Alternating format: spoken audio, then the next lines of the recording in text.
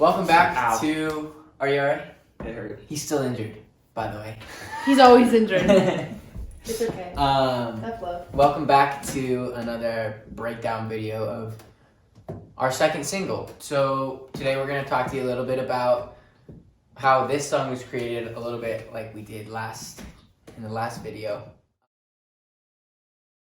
I wrote this piano part. I mean, we were all at our respective colleges. I somehow found a way to gain access to the music practice rooms because I was like dying, like not being able to play piano just because, you know, I love it. I got out of my room one night at like 1 in the morning and the music rooms were thankfully still open. I sort of just had this idea, like the other song, I wanted to keep it simple. So yeah, I just played in key of C and went.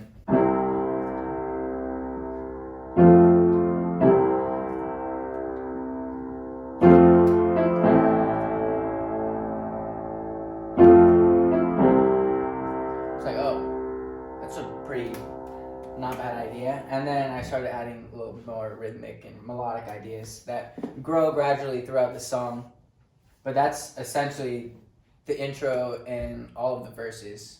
I wanted to like find a way to take my verse into a chorus. And the way I did that was I went here and then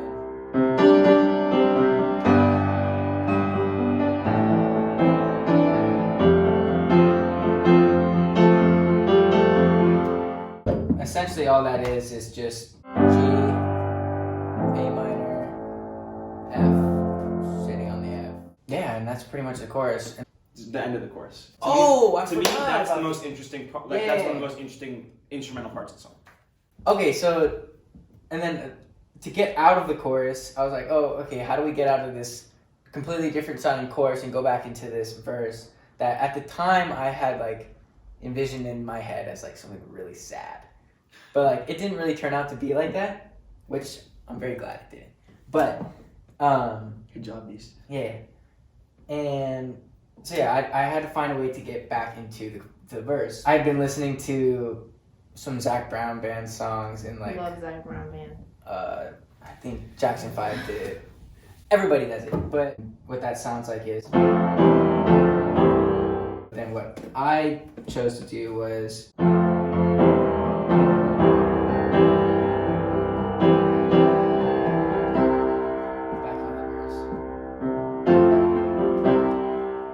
So for the bridge, I wanted something more upbeat, and I kind of just played what I was feeling at the time when I was locked in that little, I don't even know what it like, it felt like it was like 5x5 little cube with the piano in it.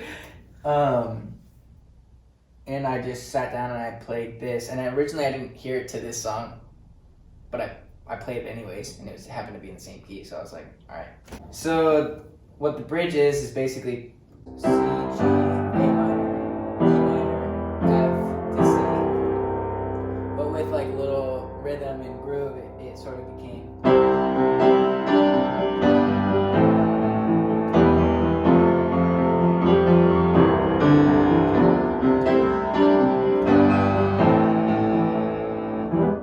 Yeah, I kind of messed that up, but you know, That's okay. you get the vibe. And then that just goes straight back into another chorus, the final chorus, and then the song's over. So that's pretty much it for the piano part. Switching between cameras. So now we'll go on to the drum part. This song I went major simple on, with a big help to Jack, because I got so lost on the piano part. I was like, I don't know how the heck to make this song sound good. There's so many things I could do, but I feel like nothing's right for the song. And he was like, I want you to listen to this song. And he played In the Blood by John Mayer.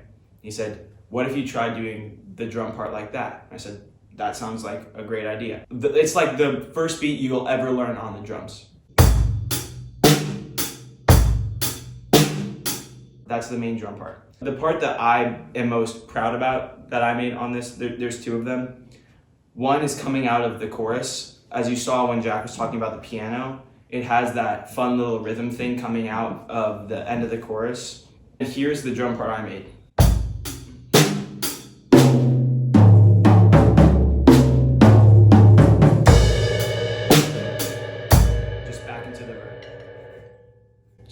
into the verse from that. I felt like there needed to be something rhythmic, and I wanted to match what Jack was doing on the piano, so that's where that came from. The bridge part. This is a part that's super fun in my opinion because we go to double time, but I'm only hitting the snare on the 2, so it sounds somewhat like this.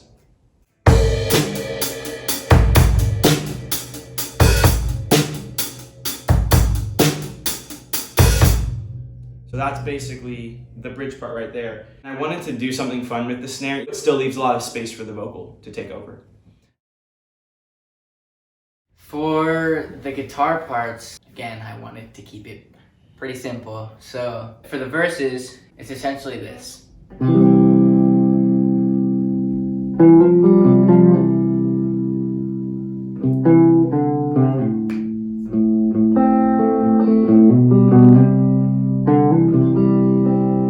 Essentially that, like pretty much repeating through.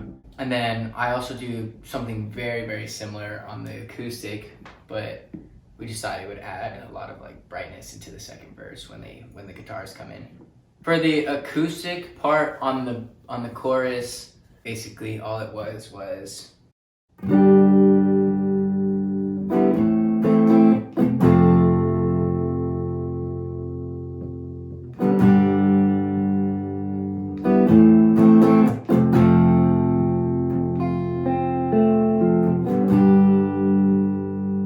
we couldn't decide whether we wanted this particular part to be electric or acoustic, and that goes like, and that goes like, and that goes like.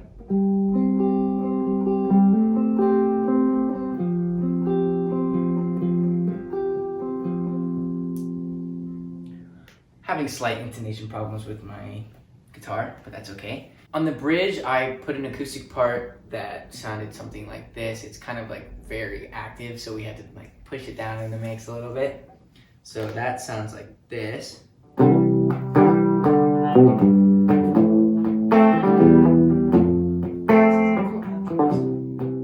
And then finally, the electric guitar part on the bridge, I added some delay. That part goes.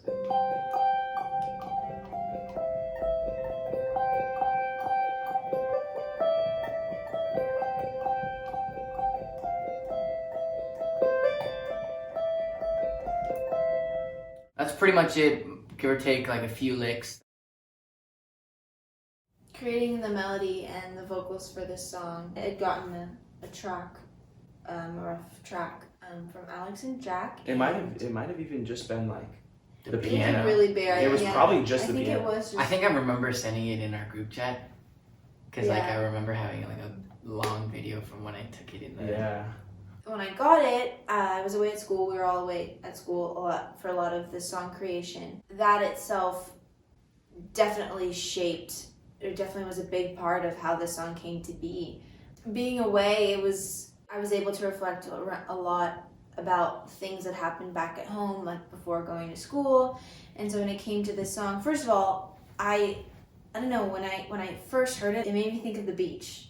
And like, I don't know what it was, but so that definitely inspired this song a lot. This song was really about a relationship. It was one of our first dates, and I just remember being at the beach and we're looking over at the water. So it kind of worked out with this song. I was like, hey, I know the perfect thing to write about because it sounds like I'm at the beach and I feel like I'm at the beach, and it worked. And you know, at the time going through a long distance relationship, it's kind of rocky. You're unsure like if you're going to be able to make it out or get through it. And especially for me, I think I was in one of the hardest places in my life at the time, being away from home. It's more of, from my point of view, of am I going to be able to hold it together for us, and am I going to be enough? Because I don't want to like dampen anything on your end or put a strain on your end. So it was me not being sure if the relationship was going to work out and be a smooth ride or not. That was like the whole idea of, are we written in the sand? Like, are we meant to be? I don't want to, get caught up in the end. So I need, it was kind of me looking for clarity from the other person. It's funny because, one of the lines it says, but then the day slipped into night, like that came from the point. It's like, it was the beginning of the date and it was during daytime, and then later it turned dark, but also in a sense, it's more than just like that period of time. It's just the day, more like maybe the brightness of a relationship, and then going into being apart and long distance and having it be a little bit more dark in the sense that it was more difficult and harder. So a lot of lyrics that kind of reflect maybe what I felt in that moment, but also what I felt like during that time, like long term. So yeah.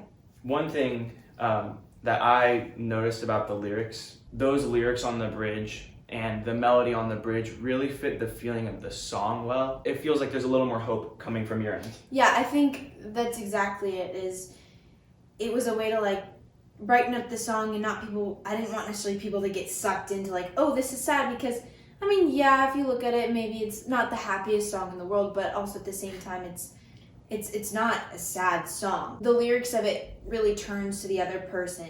I can't let you be swallowed by the darkest sea, because your light is everything that this world needs. And that was kind of a way to break away from that and show how this person is, is a symbol of light and a symbol of hope for the relationship. Okay. That's a good delay. That's a good time. Long Thanks. Words. Love this. So now on to more of the production side of things. I think the funniest thing about the song, and maybe the most interesting from a story perspective, is we have a hacky sack in the song. Jack and I were at my house, and my brother came into the room, and I had a hacky sack for whatever reason, and he was like, "You guys should use a hacky sack in the song. I think it would sound great." And by the way, he doesn't know anything about music at all. He's like not a very musical person. But Jack and I kind of looked at each other and we're like, I mean, that might be a good idea. So we ended up recording that. I remember when we were like tracking it for the demo track, like just to practice for us, we went in Jack's house and the thing kept falling apart. And like you would hear the beats drop on the ground, like going throughout the hallway. And then when we recorded it, I actually broke one of them, like almost instantly, like the first take through, like halfway through it broke. And I'm just sitting there like not knowing what to do. But anyway, we put it in a hacky sack. There's one of the takes of it is just me like tapping on it. And the other one is me like rolling it around to give kind of a big washy feel. And then those are pretty buried in the mix. But we felt like it was a fun thing that added a nice little vibe, a sandy little vibe to the song. Definitely. Yeah. As far as some other notable things, Jack and I had a bit of an argument over the bass part. Which is funny because if you guys saw how we normally create music, you would think we all hated each other for the most part. When we're all working together, things can get very tense sometimes. And Who doesn't want a little tension to spice things up? Yeah. So for the bass part, we'll cut out most of that. For the bass part, we had made this one for James, the majority of it. Inversions. Yeah, and so I thought it would be great to add inversions. I thought it added just the right amount of tension to the song. Jack, on the other hand, was like, dude, just play the root notes. It's gonna sound better. Just play the root notes. And I was like, no, we need to make it more interesting and put in the inversions. It sounds cool. So we compromised, and the first chorus, coming out of the first chorus, has the inversions. And then as I listened to it a little bit more, I was like, yeah, you're right. We should just do it twice. It sounds better to have it as the root notes rather than the inversions. I won. Yeah, so that's pretty much it. Again, we're really appreciative for Ty and Michael for helping us make this all possible. Of course. And stay tuned again for more content. Thank you guys for watching. Feel free to drop a comment, like, or subscribe if you want to see more of this content. And also, please, what's that for? You gonna play us out? After? Okay. Please, guys, let us know either in the comments, go on Instagram, DM either the band account or our personal accounts. Let us know if there's anything you'd really like to see of us, like certain types of content. Maybe you want to see a Q&A. Yeah, a Q&A. Us fighting. we actually could do that if you want. But if you want to see us do something live on Instagram or what kind of YouTube content you want to see, anything, please let us know. And we will link our handle to our Instagram and our website. Yeah. Oh yeah, we do have a website. So make sure to go check both of those out. Thanks for watching again. And stay tuned. We have a bigger release coming out very, very shortly that we hope you guys will be very excited for, and you'll get to know a little bit more about our music. So, You won't Jack, want to miss it. go ahead, man.